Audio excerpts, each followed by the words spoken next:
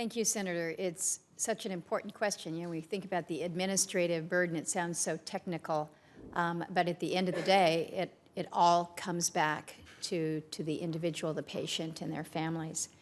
Ms. Hultberg, I wanted to ask you about the rule that you briefly referenced. This is this minimum rule of 5, where CMS requires at least 5%, but no fewer than 5 skilled nursing facilities in a state every year get surveyed. So in the state of Alaska, we've got 17 facilities. So we're in a situation where we get the benefit, I guess, of about 30% surveys. CMS surveys 5 each year, so it's about 30%. You put that in a state like California. I don't know how many facilities they may have, but we all know that it's well over 17.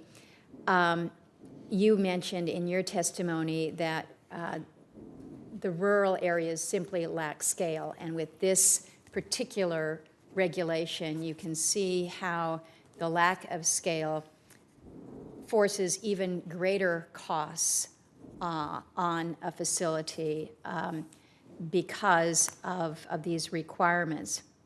You've got civil penalties that you have to deal with, and just the reality of undergoing the frequency of these surveys. Can you speak just briefly to this issue of scale in our rural facilities and how regulations just like this can add to the already heightened costs? Sure. Thank you for the chance to answer that question, Senator. So you very accurately described the minimum of 5 rule. I actually do happen to know that California has 1,200 skilled nursing facilities. So that means they receive a federal survey once every 20 years. Mine receive one every 3 to 4 years. Why is that important? That's important because the federal surveyors have 2 responsibilities. Their responsibility is to oversee the state surveyors who conduct annual surveys of our facilities, and to do check the facility itself. So these surveys tend to have a high number of deficiencies.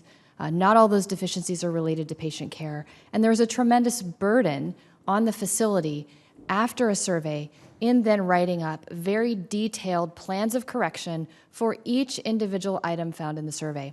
Those are resources, often clinical staff, nurses, or others, that could be devoted to patient care. So this goes back to your opportunity cost. Absolutely, Senator. It could be devoted to other things.